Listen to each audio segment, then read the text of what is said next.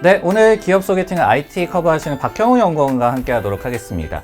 연구원님도 예전에는 이제 소개팅을 좀 많이 하셨을 텐데 혹시 소개팅 장소를 고르는 노하우, 그 핫플레이스를 고르는 노하우를 좀 공유해 줄 수 있나요? 제가 드릴 수 없는 답변인 것 같습니다. 왜요? 저희 와이프밖에 없다 보니 단 한 번도 소개팅을 해본 적이 없어요. 그래서 진짜. 오늘 한번 제가 거꾸로 질문을 드려볼게요. 우리 네. 팀장님께서는 이제 최근 소개팅을 하셨을 때 장소를 고를 때 어떻게 하시는지.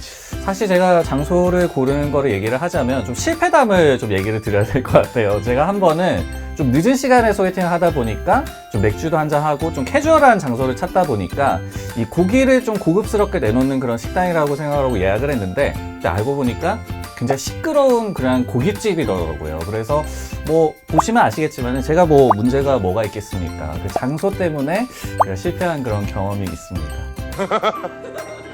근데 이렇게 질문을 주신 이유가 있겠죠? 오늘 소개해 주신 기업과도 좀 핫플이라는 그 키워드가 관련이 좀 있나요? 네, 맞습니다. 이제 삼성전기라는 회사를 말씀드려보고 싶고요. 삼성전기는 MLCC라는 부품을 하는 회사로 유명해요. 근데 기존에는 전통적인 IT 분야, 스마트폰, PC, 가전의 부품을 공급해왔습니다. 네. 그러나 앞으로는 이제 핫플레이스라고 말할 수 있는 자율주행 분야에서 부품업계의 강자로 좀 목표하고 있다라는 점을 설명드리고 싶습니다. 네, 이제 주력 산업을 좀 바꿔 나가겠다. 핫플레이스를 이제 찾아가겠다라는 그런 삼성전기의 얘기를 오늘 해보도록 하겠습니다. IT 소개팅 핫플레이스에서 만나자라는 주제로 삼성전기 지금부터 시작하도록 하겠습니다.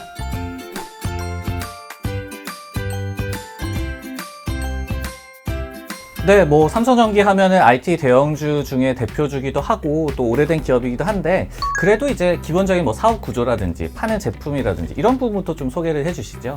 한번 간략히만 전달을 드려보겠습니다. 먼저 이 회사의 사업 구조인데요. 이제 장표로 봐주시면은 세 가지 사업 부문으로 이루어져 있습니다. 전부 다 부품 대표 회사라고 보시면 될 것 같고요. 네. 이제 우리나라에서 보통 LG노텍과 함께 한국 부품 대장주라고 우리는 칭합니다. 이제 삼성전자의 외주 부품 공장이다라고도 평가해 볼 수 있을 것 같고요. 세 가지 종류의 부품인데요. 먼저 첫 번째는 컴포넌트라는 사업입니다. 이게 뭐야? 라고 하실 수 있지만 간단히 보면 MLCC라는 부품이 핵심이에요. 네. MLCC라고 하면은 뭐지 기판이나 IT 기기에 전류가 흐른단 말이에요.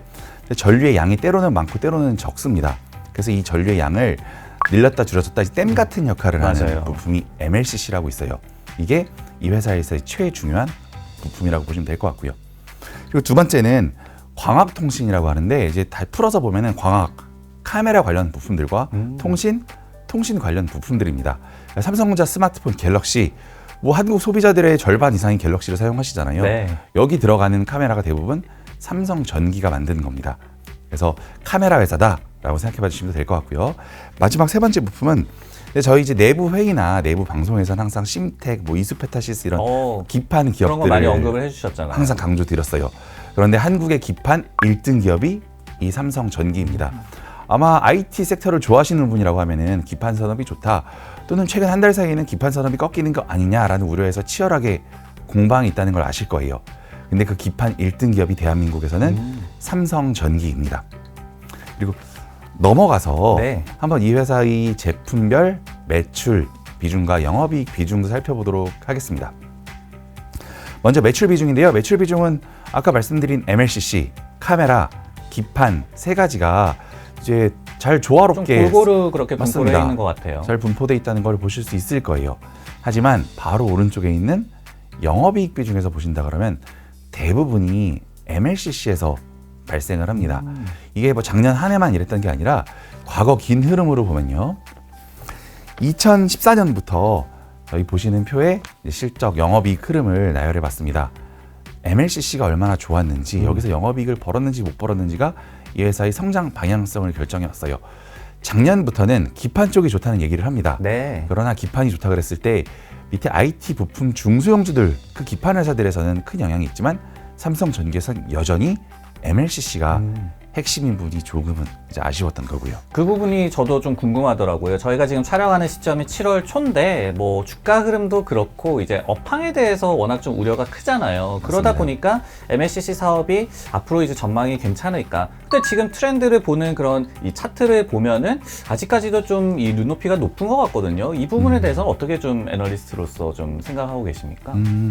눈높이는 높다는 거에 동의해야 되는 것 같아요. 이제 마지막 장표를 한번 봐주시면요. 네. 왼쪽에 이제 D램 가격 흐름과 삼성전기 MLCC의 ASP 가격 흐름을 한번 비교해 봤습니다. MLCC 같은 경우에는 가격이 아직 거의 빠지지 않았다는 거죠. 또는 3, 4년 전에 한번 조정받았던 것도 다시 다 회복해서 올라와 있다는 거고요. 이거를 실적과 이제 같이 연동해서 보면은 가격 조정을 우린 반영하지 않았다는 얘기는 실적도 아직 낮추지 않았다는 겁니다. 우리 애널리스트들 또는 이 자본시장의 삼성전기 영업이익 컨센서스가 앞으로 낮아질 수 있다는 게 조금은 걸리는 부분이라고 그 부분을 뭐 말씀드릴 수 있을 것 시장에서 충분히 우려하고 있기 때문에 최근에 뭐 주가 흐름도 좋지 않고 뭐 그런 것 같습니다. 근데 이제 저희가 이 주제가 핫플레이스에서 만나요잖아요. 그러면은 이제 앞으로를 좀 그려봐야 될 것 같아요. 미래에 그러면은 핫플을 그렇게 찾아가는 그런 미래의 그림을 좀 그려볼 필요가 있을 것 같은데 삼성전기 같은 경우는 어떤 부분에 좀 주목을 하고 계세요? 삼성전기 같은 경우에는 여전히 또 한 번 MLCC입니다. 다만 아까 처음 말씀드린 대로 네. IT 분야에서 MLCC를 보는 게 아니라 자동차 분야에서 MLCC를 보는 거죠. 또는 자동차가 IT화된다는 거를 주목하는 거고요. 이제 보시는 오른쪽 그림에 있는 건데요. 스마트폰에는 보통 MLCC라는 부품이 한 1000개 정도 들어가요. 네. 뭐 엄청 많이 들어가는 겁니다. 보통. 그러네요. 다른 부품에 비해서는요. 스마트폰 내에서 뭐 중요도한 탑10 안에 들어가는 부품이 MLCC예요. 그런데 자동차에서는 이 탑재량이 엄청나게 늘어난다는 거고요. 이미 현재 쓰이는 ADAS 반자율 주행에서 한 뭐 10배, 15배씩 채용률이 올라가 있고요.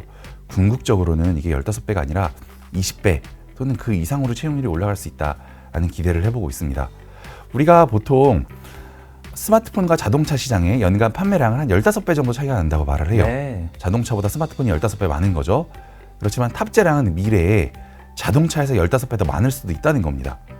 그럼 다시 말해보면은 자동차 시장과 스마트폰 시장이 궁극적으로는 MLCC 수요 측면에서 동일해질 수 있다는 거고요. 저는 이런 부분에서 이제 MLCC의 새로운 미래 또는 우리가 말해야 될 핫플레이스가 자율주행 아닐까라고 생각을 해보고 있습니다. 그러니까 자동차 시장 중에서도 성장성이 굉장히 큰 전기차 그리고 그 중에서도 또 자율주행 이런 부분에 MLCC의 역량을 집중을 하겠다 이런 부분이 이제 미래에 우리가 그리고 있는 삼성전기의 그림이 될 텐데 근데 이제 MLCC 외에도 그렇게 핫플이 있다고 한다면 다른 사업 부문도 사실은 이런 자율주행 시장에 또 집중을 해야 되는 것이 아닌가라는 생각도 들거든요. 이 부분은 좀 어떻습니까? 맞습니다. 그런데 공교롭게 최근에 한번 뉴스들을 삼성전기 관련해서 검색해 보시면은 삼성전기의 IT 스마트폰용 부품이 어때요? 또는 삼성전기의 기판 사업이 어때요? 이런 얘기도 있지만 네. 그보다 더 새로운 뉴스들은 전장 카메라, 전장 기판 이런 내용들이에요.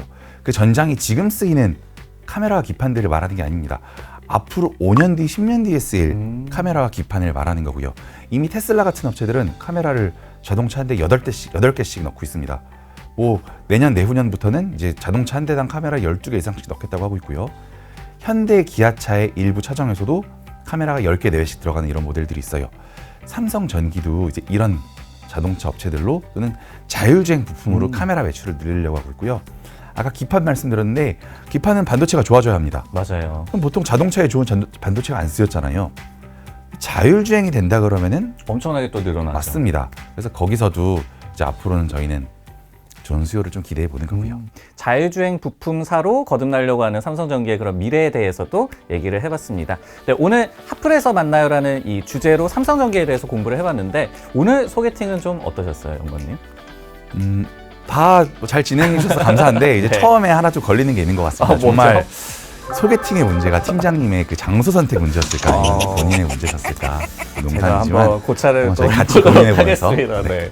그러면 앞으로도 이 소개팅을 통해서 그 부분을 같이 좀 얘기를 해봐야 될 것 같아요. 애프터를 꼭 좀 해주셔야 될 것 같은데 애프터 해주실 거죠? 좋아요. 당연하죠.